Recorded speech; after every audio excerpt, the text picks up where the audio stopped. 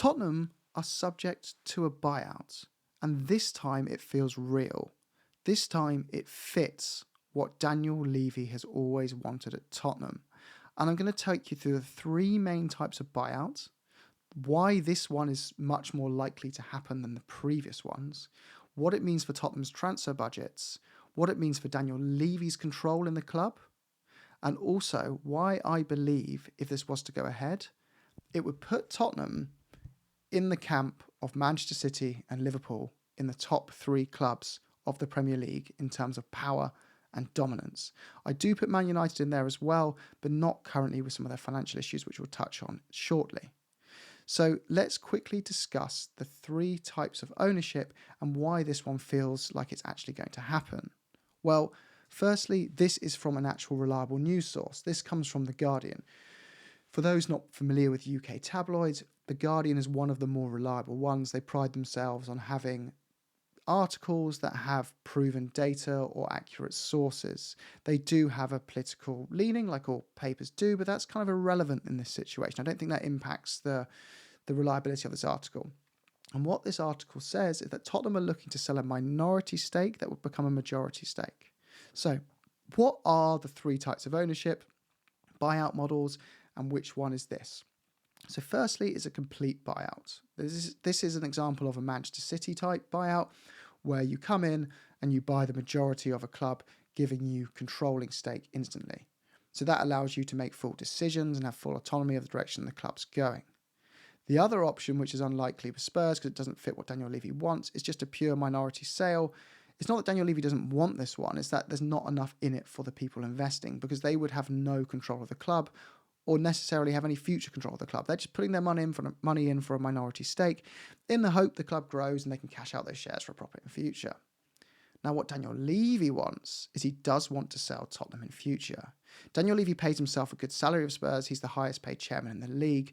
But what he doesn't do is pay himself handsomely of dividends, and he doesn't take money out of the club in the form of equity. So, this is why this is so appealing. What Daniel Levy wants to do is raise the value of his shares as much as he can by making the club more valuable, because the more valuable the club gets, the more valuable his shares get, and then sell it for a huge profit. Now, he bought the club for around 20 to 25 million pounds, and currently his shares are worth around, well, his shares aren't, but the value of the club is around 3 billion. Now, if you look at what he values each share at himself right now, based on what he recently sold and bought shares at inside the club, it would be at the club at about 10 billion, which puts us out of the reach of most owners who want a complete takeover. So that's the price Daniel Levy's targeting, and he knows he can't get it today, but the way he can get it is by selling a minority stake to someone who can help him grow the club by giving him lots of cash up front, that he can invest into players, into more assets that generate revenue, that will increase in turn the value of the club and allow him to sell in future at a much higher price.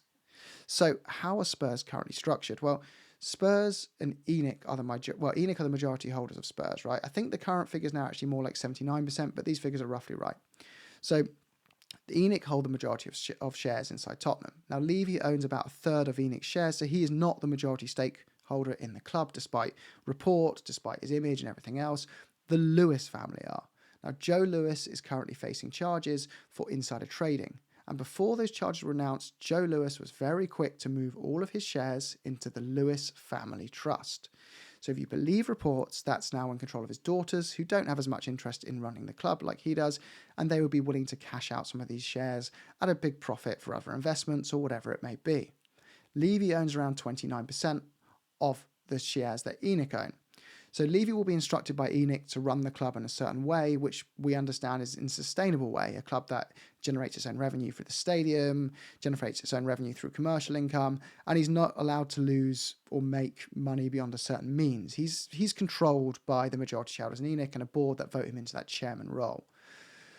So what does this mean next? What is the type of buyout going to look like, and how is it going to change us if it happens? Well, what's likely going to happen is these owners, these Lewis family majority shareholders are likely going to start selling percentage of their shares to this investor whilst Levy controls his chairman position and retains his 29%. Now, he wants this because if he can get cash from someone else buying someone else's shares, he can use their cash the way he sees fit to buy more assets that increase the value of the club, be that hotels, stadiums, Tottenham, Disneyland, whatever it is. He can do that with someone else's money. Because what Levy's been doing in the past is using massive long-term loans on very good interest rates. Now, Daniel Levy's strength is long-term asset management. And by that, I mean like getting a $1 billion loan for a stadium at 1.5% interest, which, by the way, is incredible achievement in itself, because you look at today's interest rates of 5+%.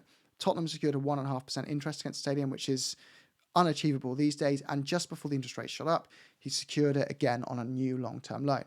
But when this loan runs out, he will see interest rates spike up, potentially 400-500%. So he'll want to get that debt paid down before that happens. And he needs someone else's cash to do it, because Daniel Levy is not cash rich.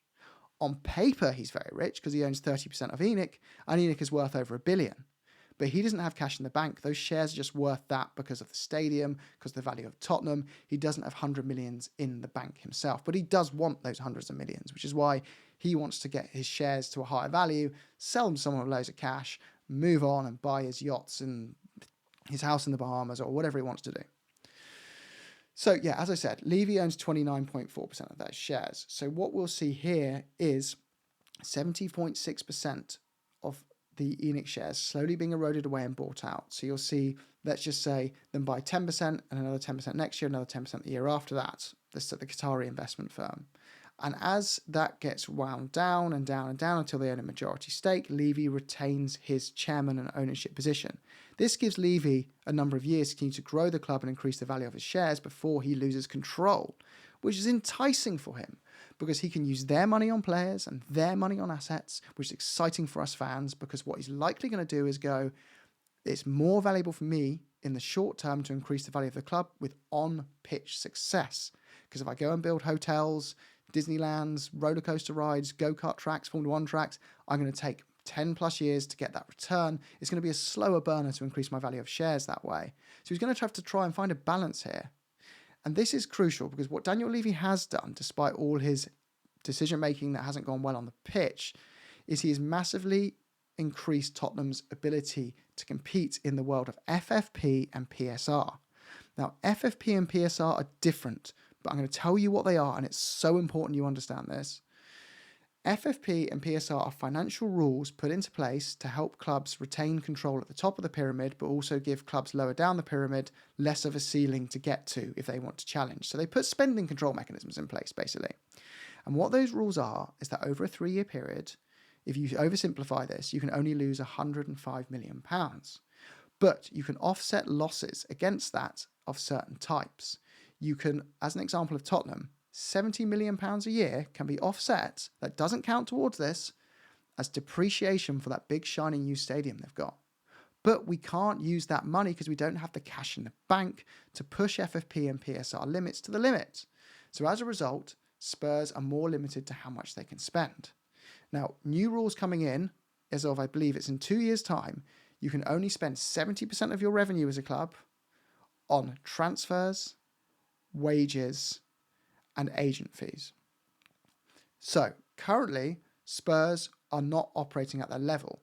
Their wage bill is currently at 39%, which is in turn allowing them to spend more on transfers. If you include transfers, wages, and agent fees, Tottenham are in the 60 to 70% mark, somewhere thereabouts. They are spending aggressively, but if they could find a way to get cash injections and be able to offset more losses like the stadium losses, they could actually increase their FFP and PSR spending ability even more. So what that means is, at the moment, Tottenham aren't leveraging the full potential of their limits because they don't have the cash to do it. They need a cash-rich owner that lets them do it. And that is where this Qatari consortium fund would be invaluable to Daniel Levy. But who's driving it? It would likely be Amanda Staveley. Now, but what does she actually do? Well, Amanda Staveley is not a billionaire. She's not going to come in and buy Spurs and make herself a chairman. What she will do is get a group of people together who are very rich, and they put these funds together like they did for Newcastle. And she says to these people, put your money in here, buy this club, and whatever benefits you want, we'll grow it using your cash, and then in future you can again sell out your shares and make a huge profit, or maybe you've got an ulterior motive of increasing your reputation or a brand by being associated to this club. So that's what she'll do. She'll likely come in with this ownership, they'll buy a minority stake, they'll invest their cash, and Daniel Levy will be given a set period of time to remain as chairman and grow the value of his shares as aggressively as he can by improving the players, by improving the amount of trophies and reputation Spurs win as a result, but also building as many assets as he can, because some of these assets he may want to take with him when he sells. We don't know. So we'll have to wait and see as it unfolds, but as I see it, this is the most exciting links to a takeover Tottenham have had since all of ENIC's ownership. It's going to be a close one to watch. We'll continue to bring you updates as this unfolds. Don't forget to subscribe and check out the channel. Up the Spurs.